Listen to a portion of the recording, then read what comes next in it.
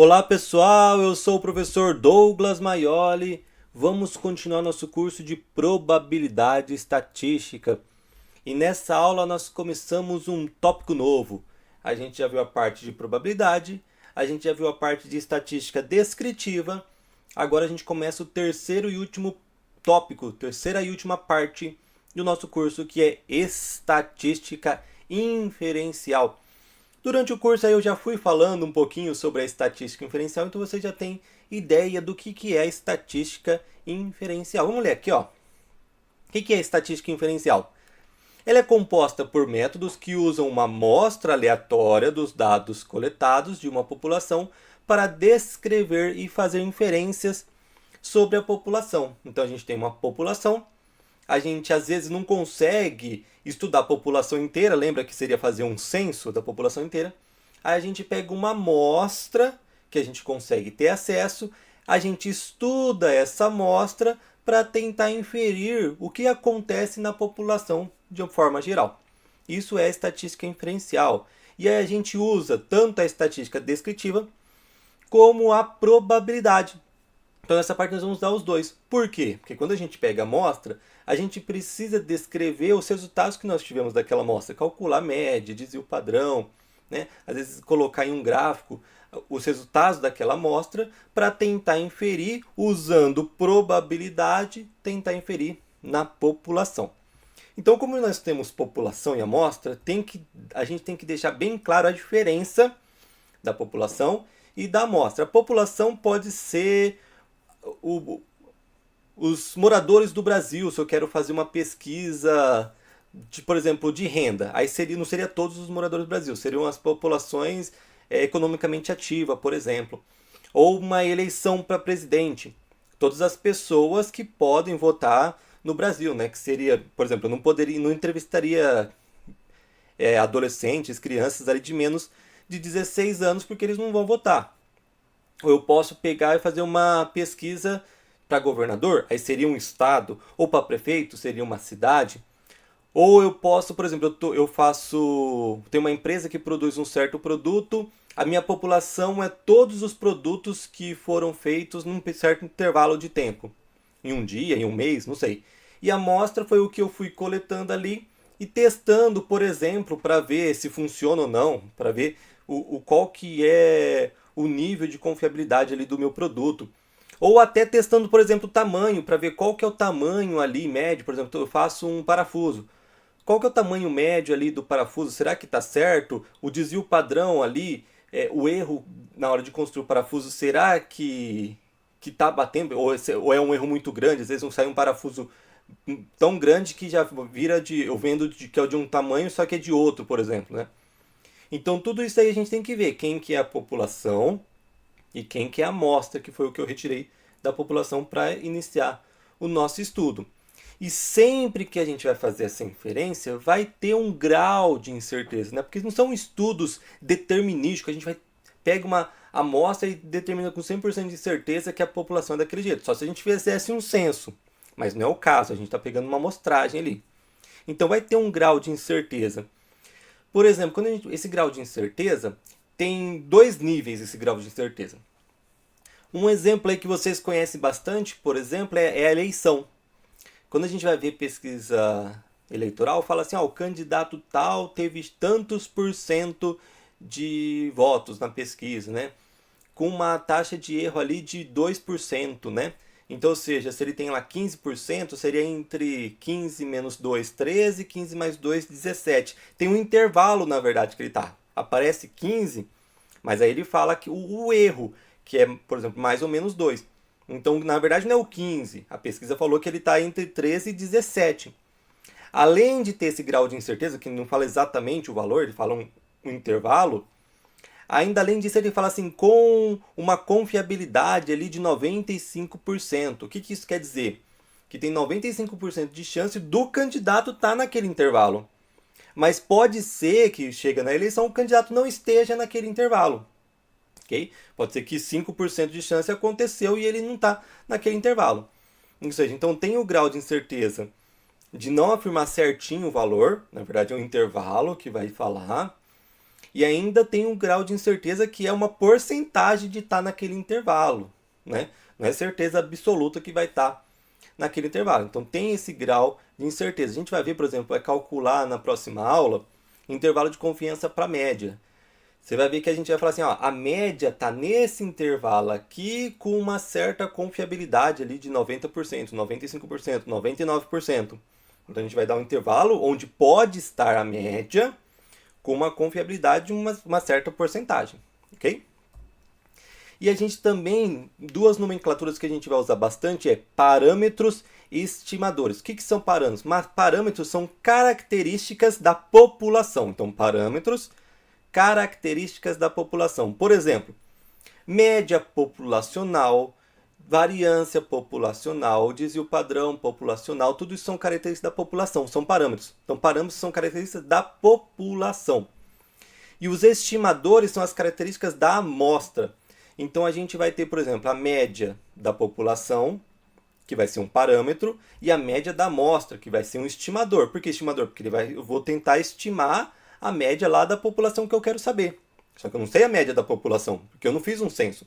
Eu só sei a média amostral. Como que eu sei como achar aquele parâmetro média populacional? Então perceba, parâmetro, população, característica da população. Média da população, desvio padrão da população, variância da população, estimadores, características da amostra. Média da amostra, desvio padrão da amostra, variância da amostra, os estimadores a gente consegue calcular. Tem até uma palavra que fala assim, estimativas, né? Qual que é a diferença de estimadores e estimativas? Os estimadores é a característica da amostra, tipo média, variância. Estimativas são os valores dele, tipo média é 50. A média é um estimador, o 50 é uma estimativa ali da média, ok?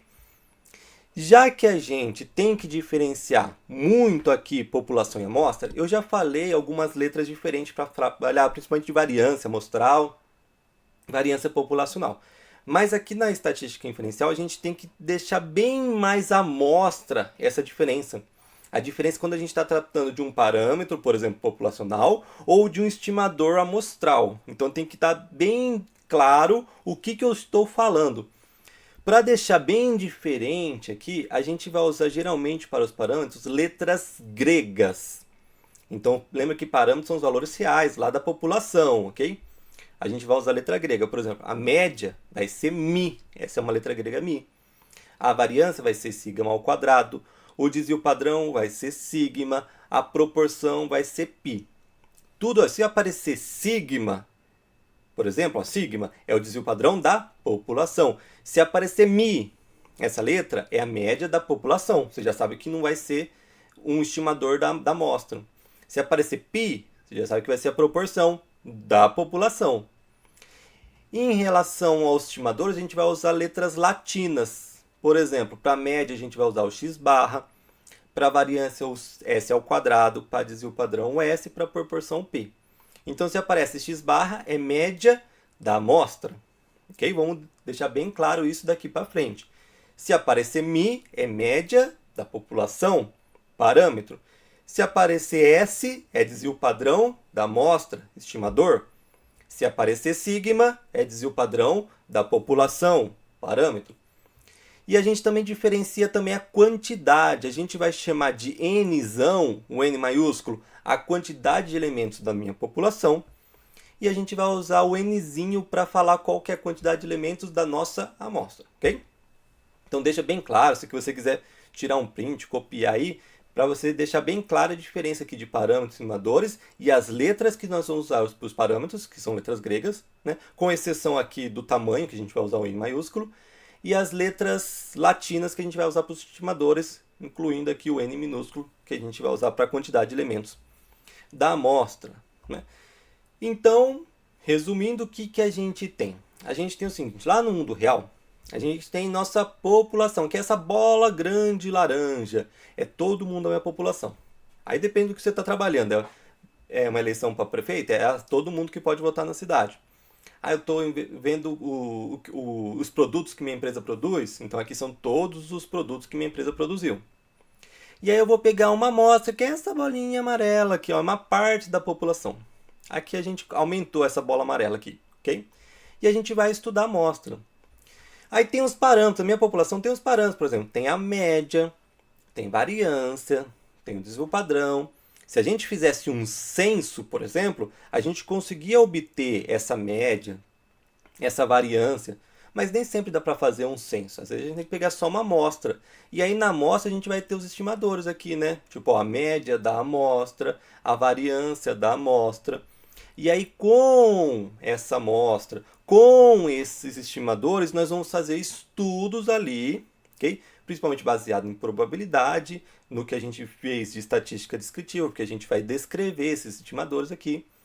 Com o resultado que a gente tem em mãos da amostra, aí sim a gente vai tentar inferir, ou seja, estimar os valores dos parâmetros da população que até então são desconhecidos. A gente não fez um censo para conhecer. A gente já pegou uma amostra, calculou a média, o desvio padrão, esses estimadores lá da amostra. E a gente vai tentar com isso inferir qual que é a média da população. Okay? Sem precisar calcular a população inteira, pesquisar a população inteira. E aí lembra que isso vai gerar um certo grau de incerteza. A gente vai ter um intervalo para a média e vai ter uma porcentagem, uma probabilidade de chance da média estar naquele intervalo ainda. Ok?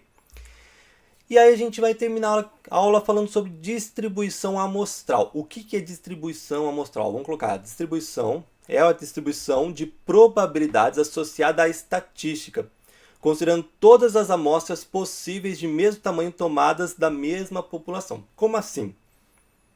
É a distribuição de todas as amostras possíveis. É o seguinte, vamos supor que eu estou numa escola de ensino fundamental 2 médio, ou seja, vai da quinta série, né, na verdade agora é sexto ano, né, do sexto ano até o terceiro colegial, tá? Eu tenho uma escola lá, fundamental 2 e médio, do sexto ano até o colegial, até o terceiro ano do ensino médio.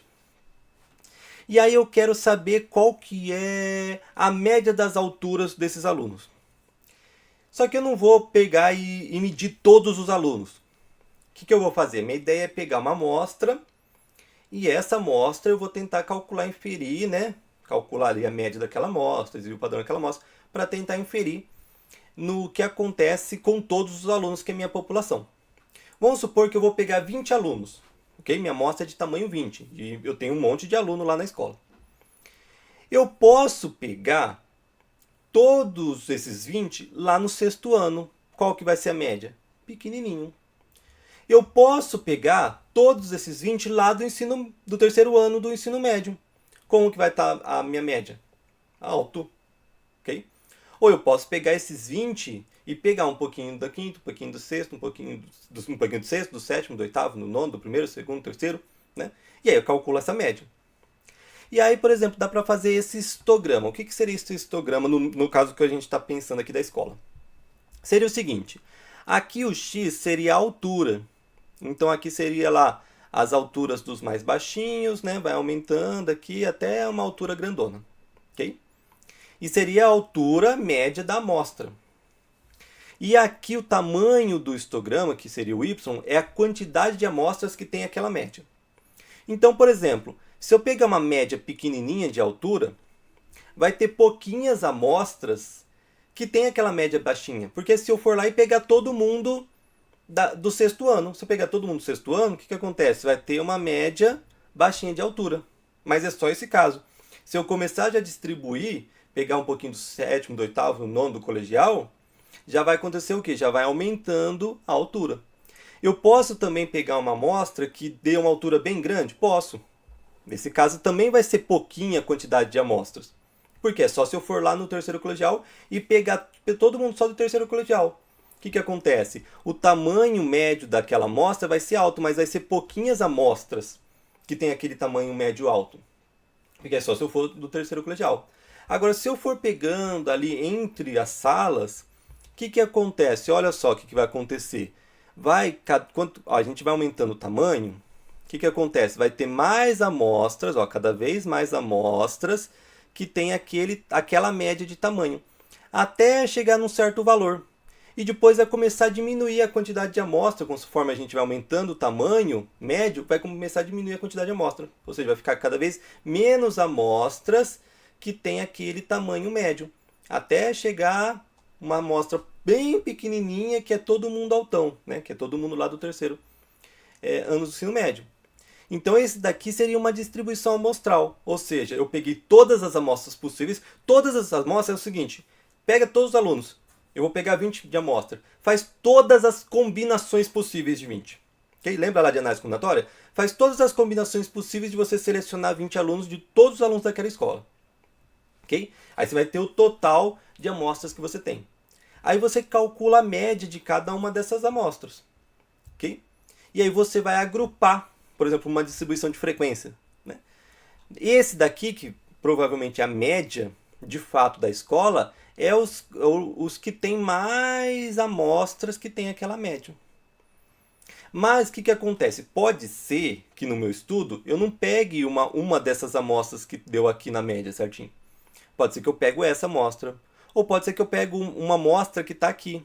Ou uma amostra que está aqui. Ou pode ser, por coincidência, que eu pego uma amostra que está todo mundo altão. Ou uma amostra que está todo mundo baixinho. Okay? E aí o que a gente faz? É por isso que a gente começa a ter um grau de incerteza. Professor, sabe o que eu percebi? Isso daqui parece uma curva normal, uma distribuição gaussiana normal. A gente vai usar sempre distribuição normal? A resposta é não. E sim ao mesmo tempo. Como sim, não e sim? Porque não, nem sempre segue uma distribuição normal. Mas tem um teorema muito conhecido aí na estatística, que é o teorema central do limite. Que ele fala o seguinte, que se a gente for... Não importa a distribuição que minha população tá. Não importa a distribuição de probabilidade que minha população tem. Se eu vou pegar e fazer uma distribuição amostral da média, amostral é o quê? Eu pego todas as amostras possíveis e aí eu agrupo tipo no histograma, assim, fazendo uma distribuição de frequência. Que é o caso que a gente fez aqui. Se a gente pegar uma distribuição amostral da média, quanto mais amostras nós temos, ou seja, quanto maior a população, mais amostras nós temos. Quanto mais amostras nós temos, mais vai tendendo para a distribuição normal. Ou seja, não importa a distribuição que minha população tem. Se ela for grande o suficiente, okay, para ter uma quantidade de amostra bem grande, ela vai se aproximando cada vez mais da distribuição normal. Ou seja, quanto maior minha população, mais vai se aproximando da distribuição normal. Por isso que a gente vai usar bastante a distribuição normal. Nas próximas aulas vocês vão ver que a gente vai usar bastante a distribuição normal, que é justamente pelo teorema central do limite. Que ele fala que a distribuição amostral da média, não importa a distribuição que a população está. A distribuição amostral da média, quanto maior a minha população, maior a quantidade de amostras, mais ela vai tendendo ali para a distribuição normal. Ok? Essa aula foi só para apresentar aí essa terceira parte do curso, que é de estatística inferencial, para ter ali a gente já subiu uns degrauzinhos ali para começar bem a próxima aula, que aí sim a gente vai falar o quê? A gente vai falar de intervalo de confiança para média. A gente vai ver o intervalo de confiança para média com variância desconhecida e variância conhecida. Por exemplo, olha isso daqui. Aí a gente pega lá, por exemplo, uma média lá. Isso daqui mais ou menos. Eu vou até riscar aqui, ó. Por exemplo, eu pego um valor lá e eu pego um intervalo, na verdade, né? Mais ou menos esse intervalo aqui, ó, por exemplo, eu vou pegar. Esse intervalo aqui, se você pegar, ó, pega todo mundo que é os maiores. Se você pegar, por exemplo, você pode fazer um estudo, ver que tipo 90% ou 95% das amostras estão nesse intervalo. E aí que começa a nascer um intervalo e uma probabilidade. Olha só, eu peguei um intervalo, ok? Em que 95%, por exemplo, das amostras estão naquele intervalo. A média das amostras estão naquele intervalo. Tem as amostras que deu uma altura média baixinha? Tem, porque eu peguei mais do sexto do sétimo.